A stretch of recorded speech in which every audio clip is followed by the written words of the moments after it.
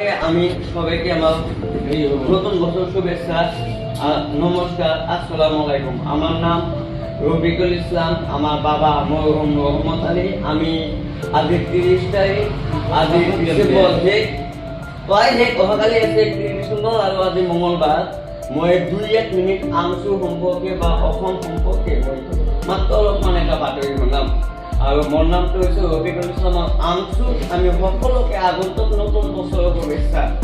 মোৰ ঘৰত কোনো নাই, মই মাহাৰা মানুহ। মই 2 মিনিট কম। ইয়াৰ আকাশবাণী অসমত চুকে কোণে দেখা গৈছে এতিয়া ৰাজনীতিয়ে বঁটা বলিছে, কাৰণ সমাজত 2026 আহি আছে। ইয়াৰ মাজতে দেখা গৈছে অসমৰ কিছুমান অৰাজনৈতিক দল সংগঠনৰ পথ পৰিৱৰ্তন কৰি আছে। তাৰ উদাহৰণ আজি বঙাইগাঁও জিলাৰ নামনি অসমৰ বঙাইগাঁও জিলাৰ অন্তৰ্গত আমাৰ সদৰ অসম ছাত্ৰ সন্থা ইউনিয়নত মানে আমচুৰ বৰ্তমানৰ সভাপতি ৰেজাউল কৰিম ডাঙৰীয়া আজি অৱসৰ ল'ব।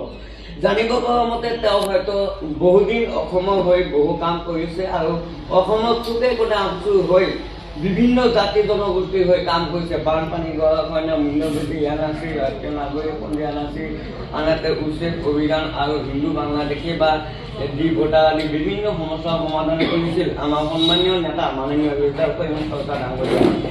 কিন্তু তেওঁ ইতিমধ্যে আজি 30 ডিচেম্বৰ 2025 আজি আমাৰ বালাপাৰা আহি বিশাল জনসভাৰ সন্মুখত আজি তেওঁ অৱসৰ ল'ব আৰু আগন্তুক 2026 তেওঁ কিজানি এটা অসমৰ ৰাজনৈতিক দলত সোমাব পাৰে। ইয়াৰ মাজতে দেখা গৈছে বঙাইগাঁও জিলাৰ 17 নম্বৰ ছিজনগাঁও বিধানসভা সমষ্টিত এইবাৰ আগন্তুক দিনটোত তেওঁ যদি হয়তো প্ৰাৰ্থিত হয় তেন্তে ইতিমধ্যে বিধায়ক হৈ অসমৰ সমষ্টিত বিভিন্ন ৰাইজৰ হৈ কথা বতৰা হ'ব।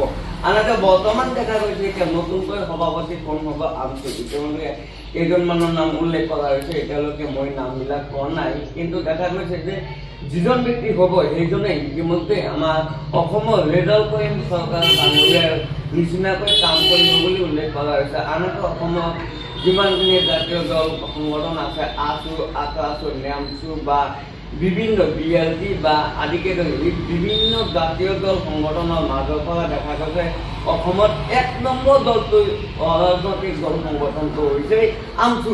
গতিকে আমচু অসমত চুকে কোণে ইতিমধ্যে ৰাইজৰ হৈ মাত মাতি আছে আৰু ভৱিষ্যতে মাতিব।